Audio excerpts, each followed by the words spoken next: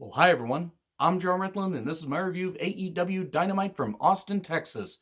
This is a good show. The last couple weeks, despite any issues I've had with them, have actually been pretty goddamn good. There were a few issues I had with the show, but overall, I did enjoy it quite a bit. And they're building towards a Revolution pay-per-view, which I will happily pay for as I want AEW to succeed. And I really hope that the next 2 weeks of Dynamite are going to be really good. But before we get to that, we have to talk about this show. Well, I have to, and then you guys can leave your thoughts in the comments. That's how reviews work. But we have recaps of last week's events, and then we have literally the tag team title match right in the ring. No entrances, no nothing. SCU with Christopher Daniels versus Kenny Omega and Adam Hangman Page, not Hangman JR, it's Hangman Page. AEW Tag Team Championship match. And then instantly they put the kibosh on any enthusiasm I had for the for the first few minutes because we had a Dark Order message. And we're closer than you think, the Exalted One, all this. And Daniels goes to the back to confront them. We don't see him again. I don't know what's going on. I hate the Dark Order. I hate the gimmick. It's terrible. Disband the Dark Order. So, the match starts off a bit strange, a bit slow, whatever. It seems like the timing was a little bit off. It did get better, do not get me wrong. These are four polished pros. Page being the youngest of the four, but actually still pretty good in the ring. He was able to hang with them just fine. There was this one moment where I was a little worried about Kazarian because he tried for this float over Dragon Sleeper and it didn't quite work. I hope he's not dealing with an injury, but I love Kazarian. I love SCU in general.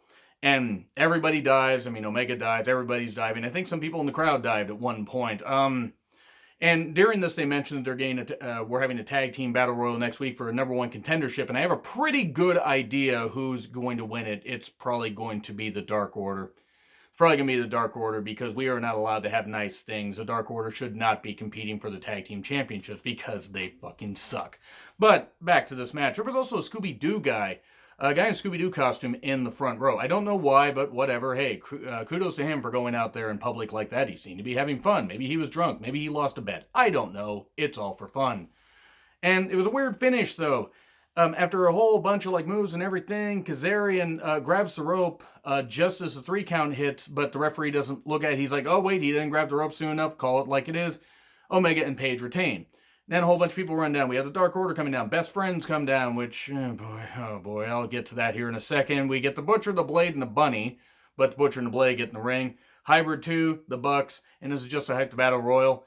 Tony Schiavone, I believe, said the Bucks of Youth at one point, which probably means that Matt Hardy is going to be coming to AEW. Whatever. If that happens, if he's happy, all good. Then during the commercial break, we have Orange Cassidy, confronting the Dark Order during the break. Thank fucking Christ this was during the break. So I didn't really have to watch it if I didn't want to because there wasn't any sound on it. I watched it on TNT and there's no sound during the commercial breaks for the program. But apparently, I guess you can see this stuff on Fight TV and other streaming services that carry Dynamite, which is great. But I mean, when you're trying to make me root either for Orange Cassidy or Dark Order, I'm just going to root for the program to just go off the air until this segment is done. So anyway, Santana Interview. This was good shit. Santana, after getting his eyes stabbed out by that key, that car key that John Moxley has. Cool. He talks about his father who went blind at an early age. I believe he started going blind at 14, he said, and went totally blind by 25. I gotta say this was good stuff. If this was intended to get Santana over as a face, it worked. I mean, maybe they're going to turn him face eventually because this was a really good, passionate interview. Good stuff. And it sold me on him. I mean, I was sold on Santana and Ortiz before because I did like enough of the stuff they did in Impact, and they are really good workers. This gave a little more background on him, and this was some pretty good stuff. And then we have a Darby promo with flashcards because he's still, dealing with the skateboard to the throat thing, and he's just saying, hey, Sammy, get busy at Revolution? Well, how about a match? Basically, that was essentially what it was here. It was fine. It was good stuff, and Darby selling his whole not being able to speak thing. And then we have Dustin Rhodes versus Sammy Guevara. Jake Hager at ringside, referee Aubrey, and this is good. This was good stuff. Dustin getting a huge pop since he's from the Texas area, obviously. I believe from that area of Texas. I think he's from Austin or nearby. He got in some good shots. Sammy was bleeding at one point, I believe, bleeding from the mouth. He got some good heel heat. A destroyer from Dustin, and then the final reckoning, 1, 2, 3. There isn't much of note in this match, though the action was pretty good. Dustin getting a bit, of revenge on, Sammy for the whole arm break thing, the arm break thing that happened a number of weeks ago. I think like about a month and a half ago, actually. And then he, yells at Jake Hager and says, "Are you ever going to get in the ring? You're failing at your MMA career and you're failing here. How about we have a match at Revolution?" They've had matches before. They have, yes, back in WWE. I'm not saying this match is going to be a goddamn world beater, but okay, cool. At least they're adding matches to Revolution. Am I excited for this match?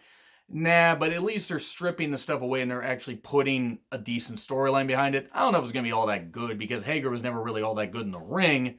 He wasn't bad, but he was pretty bland. But it should be a good, face-heel dynamic there. So, we then get a Britt Baker interview.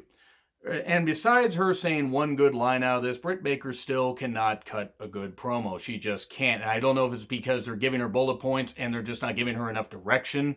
Because some people that aren't that good at promos, you give them direction, they can eventually get it.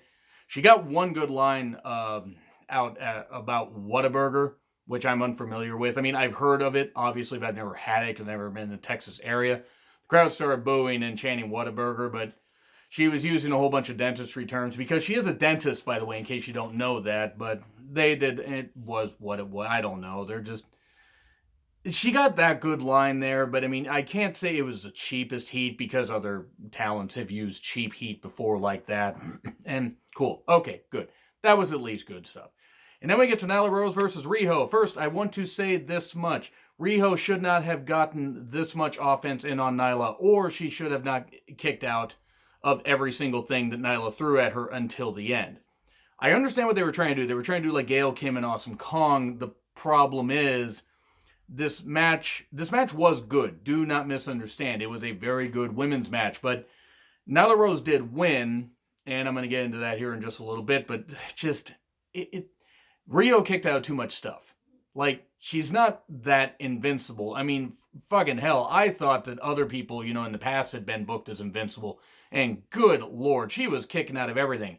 You had the knee drop off the ropes that Kong did. Incredible move, especially for anyone her size, just with great agility, halfway across the ring for 2.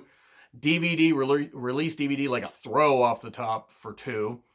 And then Riho came back with 2 dragon suplexes, which was impressive, and then hit a Northern Lights for 2. Okay, cool. I had no issue with her hitting those moves, except she had already kicked out of a couple big moves that would have knocked down like 2 women. And then she hits some stomps. She gets there's a kick out at 1 on one of the stomps, and Nyla doing all this stuff, and finally gets the spear, hits the beast bomb, 1, 2, 3. So Nyla Rose wins the AEW Women's Championship. I'm going to say this much right now. If you're going to be transphobic in the comments, get the fuck out. Get the fuck out. I don't want to hear it. If you do not like Nyla in the ring, if you don't think she's very talented, if you don't feel that based on wrestling character and talent alone that she's worthy of being women's champion, that's fine. That's a perfectly reasonable criticism. There are people that like Riho and felt she should have been the first champion. I didn't, but everybody agrees to disagree when it comes to stuff like that. But you're just going to be, say, oh, she's a guy or this kind of stuff or whatever, you're going to be transphobic, get out. Go. Get out. Either get educated or leave. Don't be like I was in my youth. Don't be like I was. Don't do that. I had to learn not to do that shit. You should learn also. This match was very, very good, and I'm very happy for Nyla. I'm very, very happy for Nyla because they righted the wrong. They should have had her as the first women's champion and then had her lose at Revolution, to be honest. She should have ran through women. They could have built up somebody. And then if you had Riho beat her after trying for a number of months, sure, that would have worked. But Nyla won now. Give her at least a run to, let's see, Riho had a 4-month reign. Give Nyla a run with the championship until their August pay-per-view. Whatever their August pay-per-view is. I mean, I'm not sure if it's, all in, all out, all that stuff. I mean, I don't know what their pay-per-view is going to be, but give her a run till then. Build up a couple baby faces, have Kuroshita take it from her.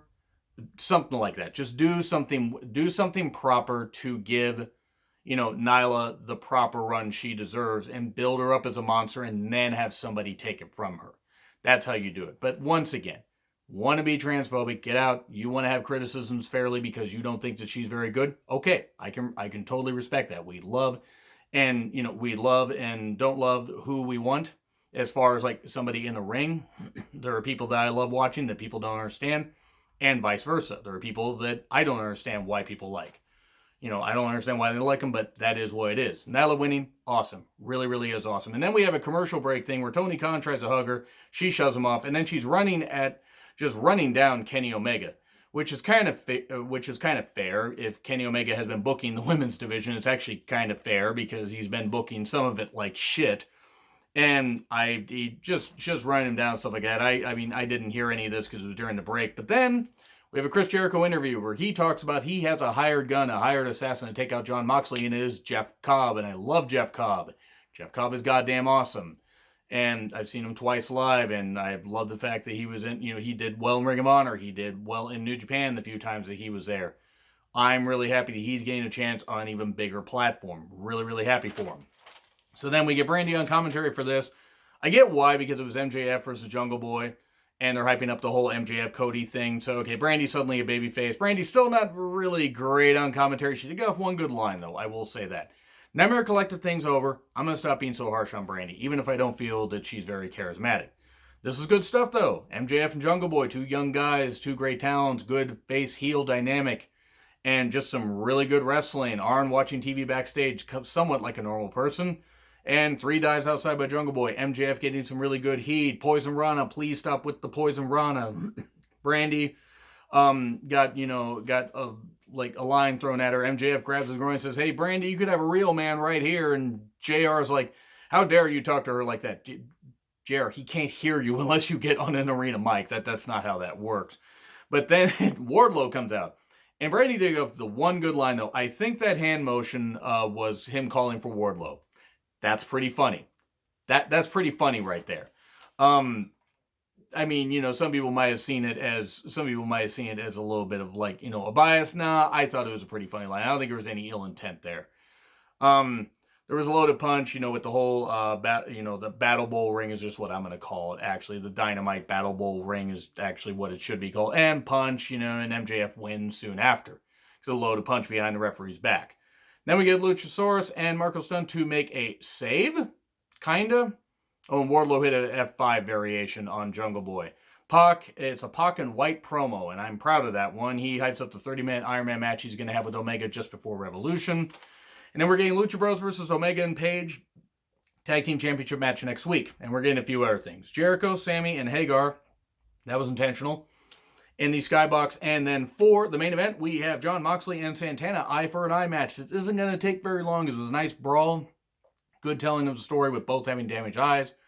Ortiz, with his cock sock all out and everything, is actually a sock with a bunch of cores in it. He, at one point, sprays some liquid into his eyes, not from his cock sock, thankfully, from, an alcohol bottle that he had. Moxley's blinded, but eventually manages to go after Santana's eye, hit the paradigm shift, 1, 2, 3. And then we get the inner circle running down. Well, we get Ortiz, attacking Moxley. And then we get the inner circle down there. Everybody's attacking.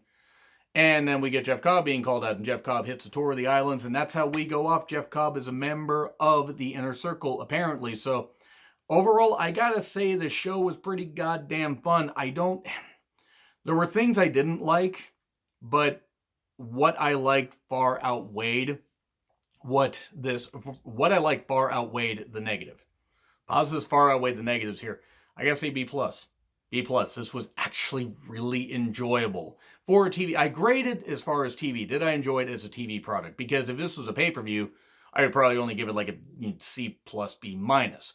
But based on the fact that it's TV, expectations are here, and it met them and exceeded them. So anyway, B+, I may put a poll up there. If not, let me know what you guys think in the comments. Like, share, subscribe, Twitter handle in the description. I'm John Ritlin. I'll see you soon.